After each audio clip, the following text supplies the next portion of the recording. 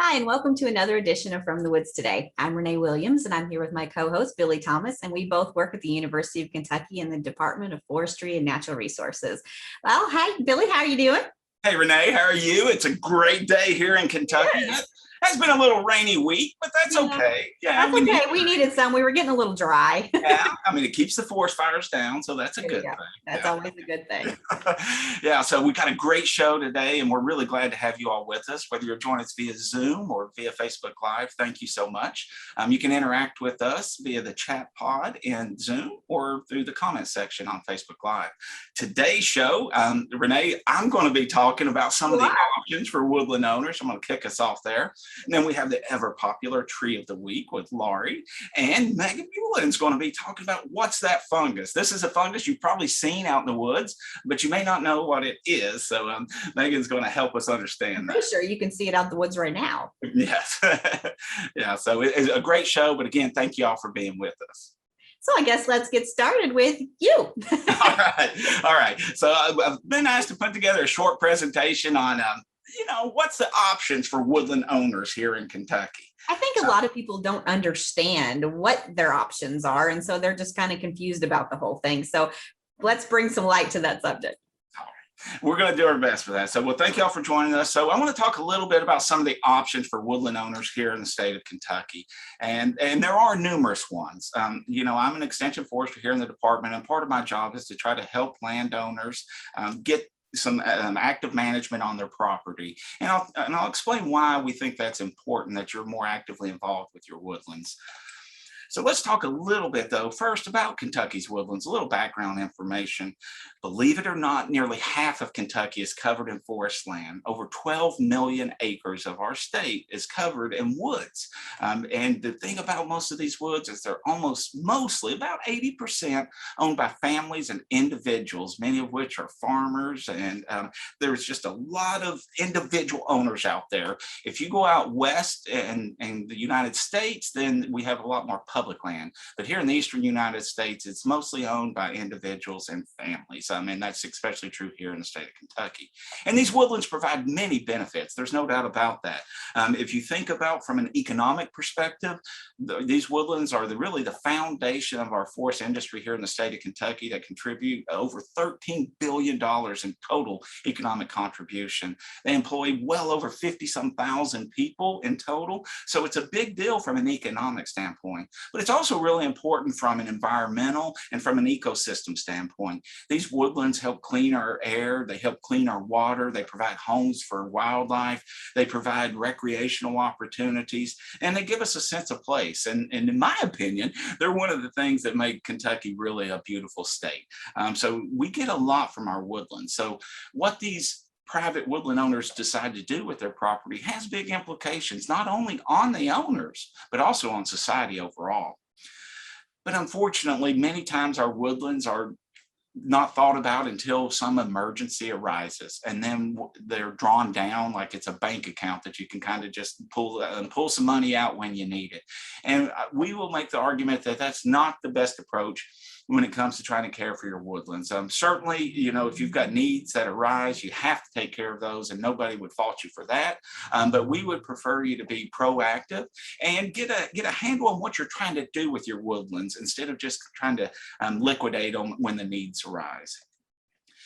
And part of the reason we want you all to be more active in your woods is today our woods are facing many threats that they did not face in the past. And these threats vary from climate change to wildfire to invasive insects or invasive plants and diseases. There's just a lot going on. So you have to be vigilant if you want your woodlands to be healthy and productive going forward.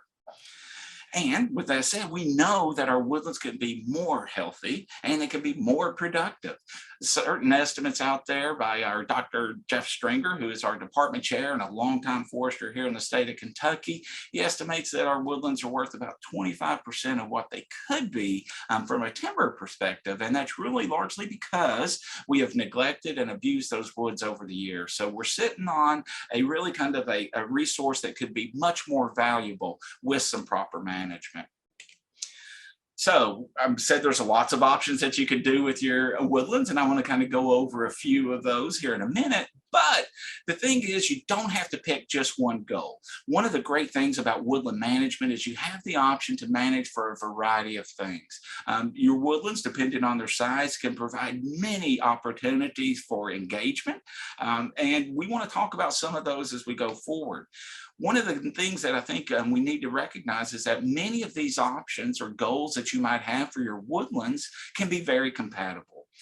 Timber and wildlife are a great example of a very compatible goal. We can do practices that it can promote high quality timber, but also promote a high quality food source for our wildlife out there. A great example of that is the White Oak Initiative that's ongoing, and it's trying to address the shortage of baby white oaks that we have in our forests out there, and trying to get more larger size ones out there. But those are such a preferred species for wildlife as well. So just an example of how you can have compatible goals when it comes to woodland management. And one thing I really encourage you to do is if you're thinking about trying to take care of your woods and make them more productive and healthier, really try to engage the family, but especially who's going to be owning that property after you. None of us live forever, and we have to kind of pass things on at some point. So be thinking about who's going to take over that woodland in the future. And if it's at all possible, get them engaged in the management and care of those woodlands. Also, if the opportunity presents itself, you can really help your neighbors understand the importance of caring for their woodlands as well. And that can have real implications on what you do in your woodlands. An example might be invasive species. If you're doing all you can to treat invasive species and you have a neighbor who has an entire field of invasive species, it's going to be hard for you to really ever get a solid handle on that. So educating and helping your neighbors understand what they can do about some of those things can also help you in the long term. And I encourage you to seek out knowledge on these woodlands. And one of the great things about woodlands and caring for woodlands here in Kentucky is there's so many organizations and agencies and professionals out there that really want to help you. And that's their mission, is to try to help you achieve your goals on your property. So I encourage you to seek those out and work with those organizations and individuals that are there to help you get the most out of your woodlands. So what can I do with my woodlands? The common question we get, the easiest one is do nothing, right? We call that benign neglect. And that's just basically where you just let them go. And that's what happens, unfortunately, too much. The only exception is when that emergency arises and the need to kind of do a harvest to kind of generate some revenue comes, then people might get interested in their woods. But otherwise, they're just there. They don't really think about them much. They don't do much with them. And there's some problems with that approach, and we'll talk about those in a moment. Another option that you can do is manage for timber and or non-timber forest products. This is another example of things that can be very compatible, and we'll talk a little bit more about that. But we can also, we can manage for high quality timber and still get some other like annual returns off of our woodlands as well. Manage for wildlife. Many woodland owners here in the state of Kentucky care about wildlife, and many purchase woodlands for the sole intent of promoting wildlife habitat and trying to have more wildlife. So that's a great reason to own and care for woodlands. And we'll talk about some of the things you need to think about if you're going to do that. Another is recreation. Our woodlands provide countless recreational opportunities. So many of our woodland owners do enjoy them for that, whether it's hiking or camping or four-wheeling or what have you. Those are things that people really enjoy doing on their woods. Another thing that's kind of really important is managing for healthy forests and clean water. Our woods play a tremendously important role in cleaning our water. Think about Berea. Berea College really generates a lot of water for the city of Berea through their forest. And that is really important because that forest filters that water and really does a good job of helping clean that water for them. So our forests play a critical role in keeping our water clean. And we want to keep those forests healthy so that they can provide all these other benefits. So that's a good reason to care for them. But the thing I want to encourage you to think about as I go over these different options is, how can I combine these goals? You don't have to pick just one, as I mentioned earlier. You can mix these goals together and you can achieve even more from your woodlands. So let's start with this first one, doing nothing. I chose this frozen image here because I think a lot of times people think of woodlands or forests as kind of static, locked in time, not changing. And that's not the case. Our woodlands are constantly changing. They are always going through a constant battle of death and rebirth and renewal. And, plants are fighting it out for resources, and we have wildlife in there and out of there. So there's a lot going on in our woodlands. They are not static. So that is, don't think of them as just like locked in stone. They're not. And certainly doing nothing is the easiest approach, but we'll argue that it may be the most costly approach in terms of missed opportunities of what you could get out of your woodlands. And, doing this in the past really could have been acceptable. But as I mentioned before, some of these threats that our woodlands are facing really make this not an acceptable approach anymore. And it's just because there's too many new threats that we did not have to face before. And these woodlands are being really bombarded by these threats. So doing nothing means that you are very unlikely to be pleased with the results. So we'll encourage you to take a more active role in your woodlands and get engaged and trying to make them healthier and more productive.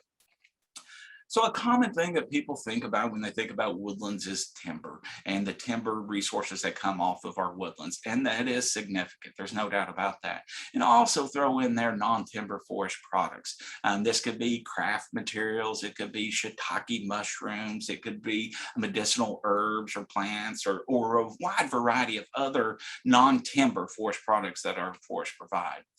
One of the things you want to do if this is your interest is to work with a professional forester. And we have several groups here in the state of Kentucky. KDF is the Kentucky Division of Forestry. KACF is the Kentucky Association of Consulting Foresters. And TSP is a technical service provider that works through the Natural Resources Conservation Service. These are professional foresters that are out there and available to work with woodland owners. And one of the things, if you're going to be managing for timbers, you really need to know what you've got. And the way we understand what we've got is we do an inventory of those woodlands. And those inventories can lead into a management plan that allows you to take your goals, line it up with what inventory we have, and then your forester can help make some prescriptions for practices that can kind of move your woods in the direction that you're wanting to go. And one thing I always encourage landowners, you need to be thinking about a timber harvest well in advance. You don't want to just run out in your woods and have a timber harvest because you heard that timber prices are high. What we want to be doing is we want to be taking care of those woods prior to that timber harvest. What we're trying to do is culture and cultivate that future forest before the harvest. And there's some real important reasons for that. Maybe you have some invasive plants in that area, and if you go in and you harvest it, you're just going to create an explosion of invasive plants after that harvest. Another example is you may have inadequate regeneration on the ground, so that your forest may not be able to be that future forest that you want after a timber harvest. So by working with a forester in advance of a timber harvest, you can ensure that your woodlands are set up to be successful after the harvest. And there's a great opportunity to integrate timber management with non-timber forest products. I mentioned before shiitake mushrooms. When you go in there and you're removing some trees because you're trying to favor other trees, you can take that wood, and it could be used for firewood, of course, but it could also be used as a place to where you can inoculate some shiitake mushrooms, or you can find other craft or other uses for some of those materials. So think about, as you're managing for timber, how can you also get some of these other non-timber forest products out of that resource? If you do choose to sell your timber, we always recommend that you use a written contract. The Kentucky Division of Forestry has sample contracts that you can review and use as a template for going forward. But this ensures that everybody's on the same page about what's going to happen, when it's going to happen, and what's going to be harvested, and how the landowner is going to be paid for the timber that's harvested. So make sure that you have that written contract in place. And when you do decide to do a timber harvest, you want to do a harvest that promotes that future forest and uses what we call BMPs. These are called best management practices. And these are really intended to be practices that can be put on the ground in association with timber management or timber harvesting activities that will protect our water quality. So that's really important, as we talked about how important our woods are for protecting water quality, is to make sure that we are using these BMPs. And make sure sure that you do follow-up practices after that timber harvest. Just because the harvest is over doesn't mean you kind of walk away and start that benign neglect again. You want to kind of maintain and monitor, make sure that it's regenerating and developing the way you want it to. Wildlife is another important reason that people manage their woodlands. A few things you need to recognize about managing for wildlife is wildlife belongs to all of us. It's like a public good. Just because that deer may be on your property does not mean that that is your deer, right? It belongs to all of us and it has free range. So got to keep that in mind. The other thing I would encourage you is we have wildlife biologists here in the state of Kentucky, primarily through the Kentucky Department of Fish and Wildlife Resources, but there's also a few other groups that have brought in some wildlife biologists, Rough Grouse Society, National Turkey Federation, and others that are really trying to help landowners manage their property. So tap into that expertise. These people went to school, they've got experience in managing for wildlife, and they can save you a lot of time and frustration as far as getting the wildlife species you're interested in. And again, it doesn't hurt to have an inventory. Knowing what you have and what you can do with it is really important, and that would result in a management plan as well. And I think it's really important that you understand the habitat requirements of your preferred species, right? Almost any practice that you do in your woodlands is probably going to benefit some wildlife and it may hinder some others. So understanding what you're doing and the impact it has on the habitat of your preferred species is really important. And, you know, the whole saying, build it and they will come. If you build the appropriate habitat, you're more likely to attract the wildlife that you're interested in. And generally, just maintaining a healthy woodland. One of the problems with our invasive species is they can kind of take over and dominate. And then instead of having a very diverse forest with a wide variety of food sources and habitat locations and cover, you're dealing with maybe just one species. And that is much less rich environment for wildlife to thrive. So a healthy woodland is an important part of wildlife management. Another one, manage for recreation. And I've got a short little link there at the bottom, a great little article from Washington talking about managing for recreation. And, you know, I pulled some of the stuff out of that. But again, starting with an inventory and a management plan, knowing what you have is really important. And think about who, what, and when.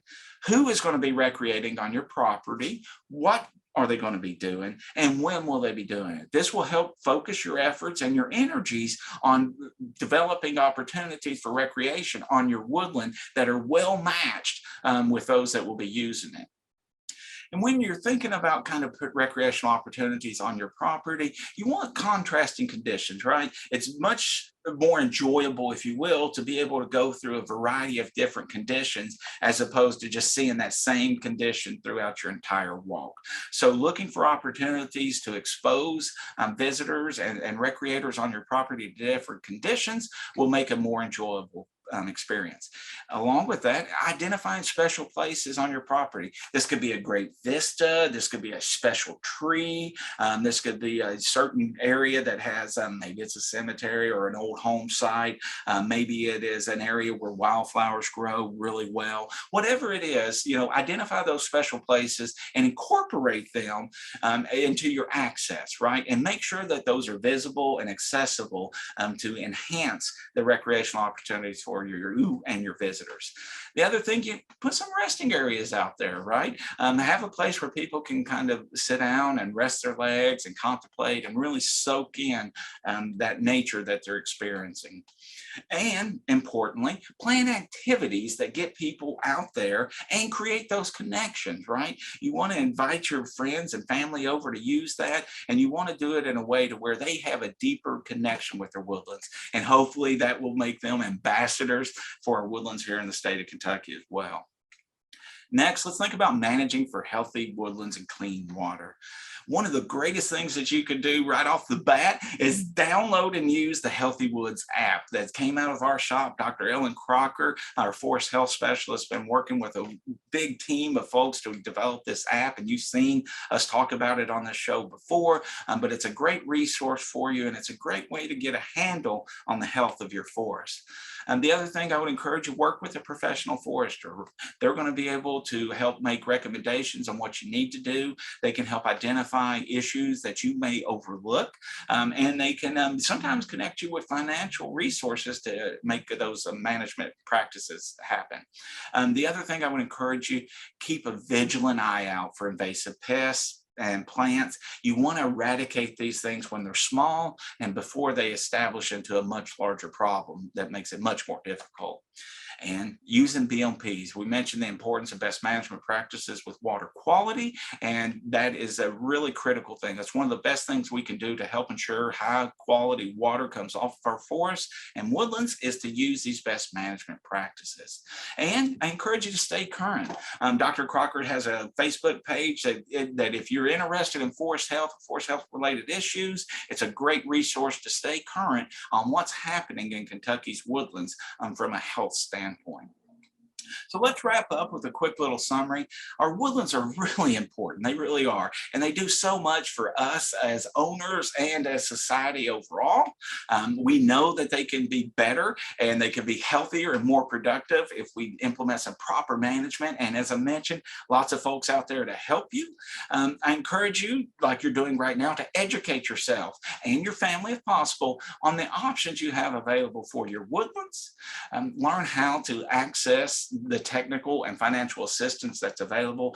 Believe it or not, there is programs that will pay you to do conservation practices on your property. So that's kind of a good deal. And if you're really interested in learning more, our team here at UK Forestry Extension has put together the 2021 Kentucky Woodland Owner Short Course, and I'll drop that link in the chat pod, and that's upcoming. It's starting at the end of this month, and it's a great opportunity for you to learn more about woodland and wildlife management here in Kentucky and how you can be a better and more efficient woodland owner here in the state of Kentucky. So thank you so much for listening to this. And if we can do anything to help you, don't hesitate to reach out to us. Thank you, Billy. We greatly appreciate all that you do for us and do for the woodland owners. And I dropped that the registration link in the chat pod so that people would know where to go. But I think a lot of the things that you have talked about, some of it you're going to touch on in the short course coming up at the end of this month, right? Yes, ma'am. So starting on July 27th, we have a series of webinars that are going to happen on the 27th, the 29th, and then the following week on August 3rd and August 5th. These webinars are about an hour and a half, and they're delving into different topics related to woodland management. We're going to be talking about wildlife. We're going to be talking about timber. We're going to be talking about healthy forests, and we're going to be talking about how you can connect with many of these organizations and agencies that are out there that can help you achieve these goals. So it's a great opportunity to learn more. And then we're following that up with 3 consecutive Saturdays in August 14th, 21st, and 28th, where we're going to have in-person field sessions that are going to build upon those webinars that we do. So we encourage you to sign up for this. If you know of others out there that could benefit from this opportunity, please spread the word to them as well. Definitely. Well, thank you so much for filling us in on all of that. And we greatly appreciate you being on the show today. Glad to be here. All right. In more ways than one. No doubt. All right. So I guess we're moving on to our next topic. Lori, there you are. Hey, Lori, how are you? Good. How are you doing? Good. What are we talking about today? Well, today we're talking about one of our pine trees in Kentucky. We only have 4 native pines. Of course, lots more planted around here, but we're talking about one of our pines we find mostly in the eastern part of the state, and that's pitch pine. There are a few pockets that you can find out in western Kentucky as well. So here's pitch pine. Right. I'm Laurie Thomas with the University of Kentucky Forestry and Natural Resources Extension, and I'm here with the tree of the week, the pitch pine. Pitch pine, Pinus rigida, is one of Kentucky's 4 native pine trees. It is a tree of great diversity in form, habit, and development. Trees range from small and shrubby to tall and column-shaped. Generally, it is considered a medium-sized tree that grows about 50 to 80 feet tall and about 1 to 2 feet in diameter. Trees typically do not exceed 200 years of age. Pitch pine is considered to be one of the most productive timber pines on poorer sites. The wood is very resinous, so it's resistant to decay, which made it important in the early days of wooden shipbuilding, and the seeds provide a good source of food for a variety of small mammals and birds during the winter months. Pitch pine's range includes central Maine, south to northern Georgia, and there are outlying populations as far west as western Kentucky. Pitch pine is most common along the Atlantic coastal plain. It is usually restricted to less fertile soils whose depths are shallow, and they're usually of sandy or gravelly texture. In its northern range, it's usually found on sandy outwash plains of glacial origin. While it is extremely hardy in maintaining itself on the driest, most unproductive sites, its best growth is in sandy, loamy soils with moderate moisture, and its best growth is in Pennsylvania. It's considered shade intolerant, and among eastern conifers, pitch pine has an outstanding ability to survive injury, especially fire. Pitch pine needles are evergreen, and they're at 2.5 to 5 inches long. There are usually 3 slightly twisted needles per fascicle or bundle, and this is a good characteristic to distinguish from shortleaf pine, which is usually its needles are in groups of 2s and 3s. The needles are stiff and typically yellow-green to green in color. Pitch pine is monoecious, which means a tree will have both male and female reproductive structures. The male reproductive structure is cylindrical in large clusters at the tips of the twigs, and they are usually red to yellow in color. The female structures have smaller curved scales and are also yellow to red in color. Pollen is usually shed in early spring. The fruit is a sessile ovoid cone that's between 2 to 5 inches long. The pine cone scales are armed with a short prickle, as you can see in the photo. They are light brown in color, and the seeds are 3-angled and up to about 1/2 inch long with brownish wings. Cones reach maturity at the end of the second year, and cones may open then or remain on the tree for numerous years before opening. Seed dispersal varies. Some seeds are dispersed by wind, others are dispersed following opening due to fire and may not travel as far. Trees typically begin seed production around 8 to 12 years of age, with good seed crops at 4 to 9 year intervals. The bark on young trees is dark and very scaly. As the tree ages, the bark thickens to 1 to 2 inches thick, and the bark becomes smoother with brownish yellowish plates that are separated by narrow irregular fissures. The heartwood is reddish-brown, and the sapwood is yellowish-white. Pitch pine is straight-grained with a medium texture. The wood has numerous large resin canals that tend to be evenly distributed, and there is a clear color transition between early wood, the wood that's formed in the early part of the growing season, and late wood, the wood that's formed later in the growing season. Pitch pine is sold and mixed interchangeably with other species of southern yellow pine. Pitch pine is of moderate importance to wildlife. Young seedlings are browsed by rabbits and deer, and seeds provide food during the winter months for squirrels, rabbits, quail, pine warblers, pine grosbeaks, and chickadees. Pitch pine is used for heavy construction, beams, poles, railroad ties, making plywood, wood pulp, and even veneer wood. In the past, the wood was used in wood ship construction and for mine timbers, and at one time the wood was destructively distilled from naval stores, which include tar, pitch, turpentine, and rosin. The national champion pitch pine, as of 2021, is located in Merrimack, New Hampshire. It is 173 inches in circumference, 108 feet tall, with a 55-foot crown spread. The Kentucky champion pitch pine is in Magoffin County. It is 164 inches in circumference, 87 feet tall, with a 70-foot crown spread. If you'd like to know more about champion trees, check out American Forest's National Champion Trees, or check out the Kentucky Division of Forestry Champion Trees. Now for a few fun facts about pitch pine. Pine is the state tree of North Carolina. Although no specific pine is designated, it is said to include longleaf, loblolly, pitch, pond, shortleaf, white, and Virginia pine.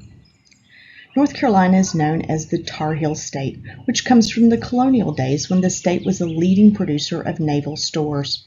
Tar, which include tar, pitch, rosin, and turpentine, and they were the leading producer because of the extensive pine forests in North Carolina.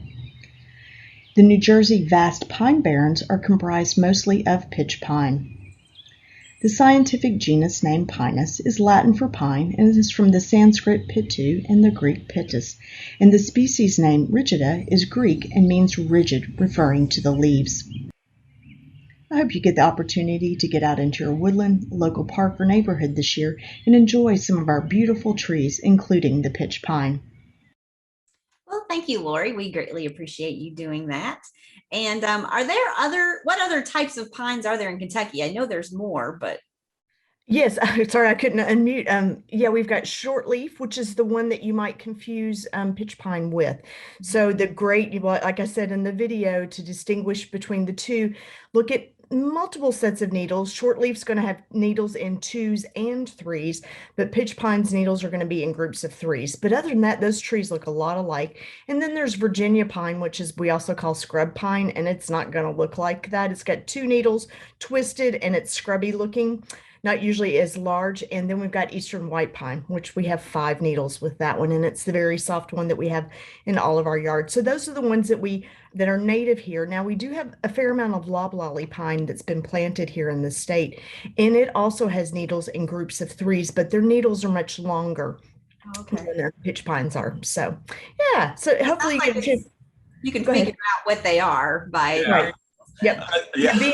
Being able to get to the needles is always a really good thing. That'll help you determine which pine tree you've got. Yeah, pines are so much easier compared to all the hardwoods we have. No, absolutely. No, yeah. They all produce the sap, because I know if you mess with pine, you get sticky. Yeah, some are probably more prolific than others. Yes. Absolutely. Yeah, very cool. Thank Love you. the segment, Laurie. Yes, thank you. We enjoy listening to it every week. I know. I always learn something. I really do. It's great. Yeah. Thanks. All right. All right. Keep it going. Keep it going. All right. We got our very own Megan's with us today. Megan, if you want to tell us a little bit about what you're going to be showing or in your video here. Sure. So today we're talking about a mushroom that you've probably seen in your woodlands recently. It's a very common mushroom this time of year, a little orange mushroom that you'll find growing close to the ground with a very distinctive smell to it, which we'll talk about more in a minute. But yeah, take a look and we can take any questions after the video.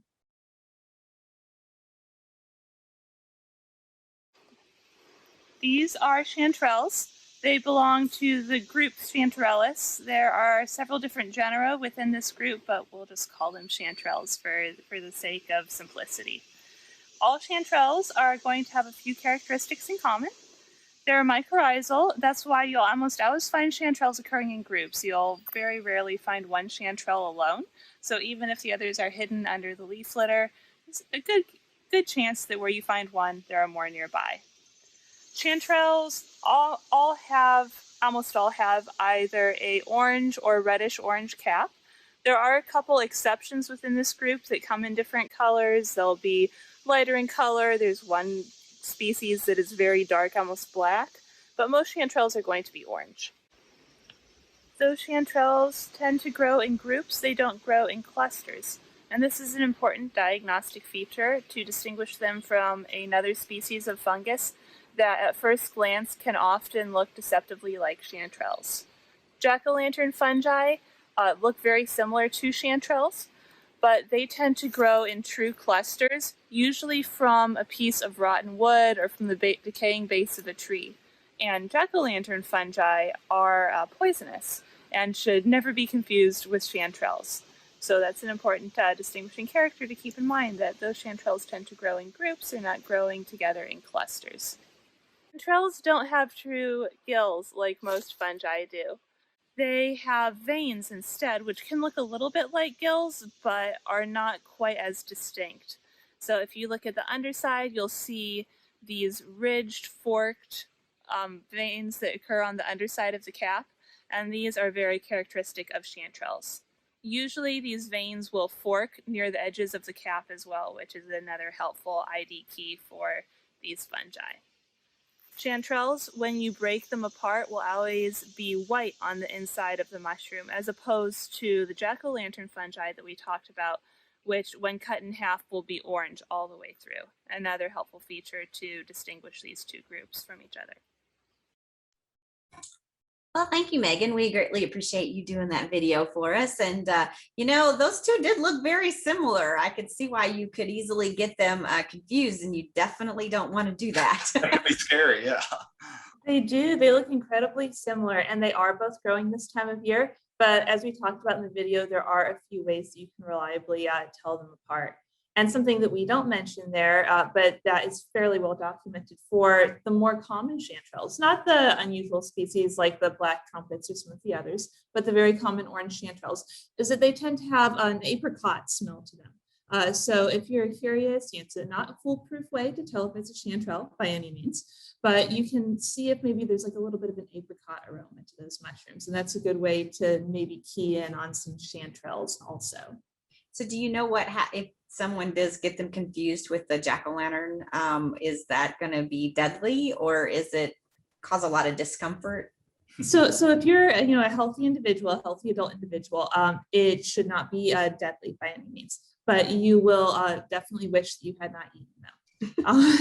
It's not a pleasant experience from what I've heard. I've never had that experience myself, but all accounts are that it is not something that you want to confuse, because you'll be in discomfort for quite some time. Oh, so not one to go. And if anyone has heard that like a jack-o'-lantern fungi glow in the dark, maybe that there are these bioluminescent mushrooms that you can find glowing in the dark in the woods at night. I have never seen jack-o'-lantern fungi glow. And goodness knows that I've sat in a dark closet before with a bunch of jack-o'-lantern mushrooms waiting for them to glow. And there was no glow. No glow.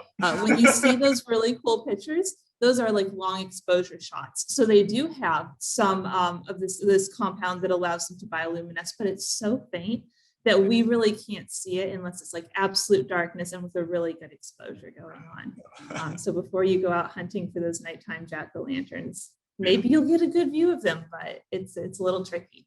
Well, that's too bad. There goes our Halloween edition, Billy. I know. Megan, I appreciate the segment. I really do. And I know you can tell the difference between one mushroom to another, but I know a lot of our folks out there may struggle with that. You got any general thoughts for people that are trying to figure out what they've got? Practice is really one of the best ways to go about this, and just consistency. I've been really fascinated by mushrooms for years and been IDing, and it's taken me years to become very confident with some of these IDs myself, to the point where I feel like I can pretty reliably say, oh yeah, I definitely know what that is. And there's a lot of mushrooms that I still, will tell people right off, I do not know for certain what this is, just full disclosure. Get an ID book that is for your region of the US. So there's like excellent ID books for the Pacific Northwest, and they look really cool, but they're not going to be helpful for you here. But so get a regional ID book and find maybe a nice local group that you can work with, whether that's online or in person. But just always be very mindful of the fact that everyone is learning all the time. And other people's IDs, while they are definitely worth considering, you shouldn't take them as 100%, as verified. And so always just be extra cautious with your ID, because mushrooms are one of those things that, maybe it's a mushroom that if you may have a mistaken ID, it might cause you some discomfort, or it could have very long lasting permanent impacts on your health. So it's just something that, I think they're wonderful, but you want to be very cautious of if you are going to try consuming any of them. Yeah. Delicious, but potentially dangerous, right? Absolutely. Yeah. But none of them are dangerous to photograph or to handle. So you're welcome to go out, take all the pictures you want, examine them, get a feel for what different mushrooms smell like and feel like, and start to grow in your ID skills over time that way. Yeah. Are there any mushrooms that you should not pick? Like, is there an endangered mushroom? I don't know. There are some mushrooms that are in smaller numbers, maybe not so much endangered, at least here. If you go to Europe, a very common genus of mushrooms here, the Hericium fungi, which we'll probably talk about at some point because people really like them, are actually listed as an endangered species. They're on the red list, and you are not allowed to harvest them in the wild. So while we don't have any mushrooms that really fit that bill here in the southeastern US, there are mushrooms that are a little bit more elusive. But it's important to keep in mind that a mushroom is really like the fruit of the fungus. So by the time you're seeing that mushroom, the majority of that organism, which is usually living underground or in some substrate, is not going to usually be damaged by you picking that mushroom to take a look at it, because it's kind of like picking an apple off a tree. Okay. Good information to know. Keep Thank these you so much. segments coming. I love them. Yes. Thank you so much, Megan, really. Thanks. Oh, Renee, another great show, I think. We covered a lot of ground. No, literally. Yeah.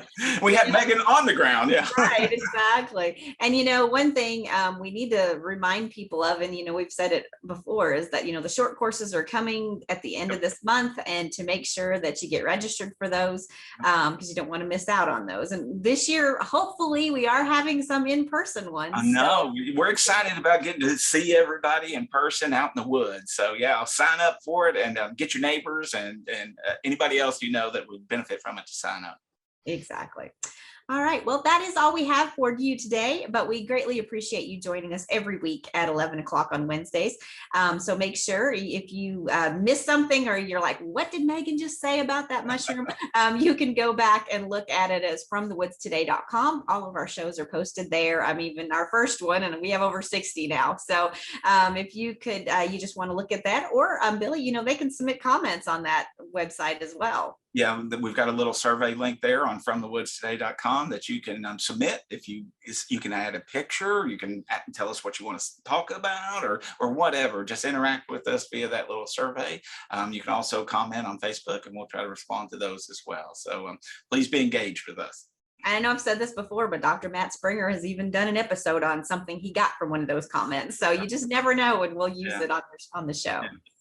So, all right. Until then, take care, and we will see you next week at 11. Thanks, Bye. everyone. Bye-bye.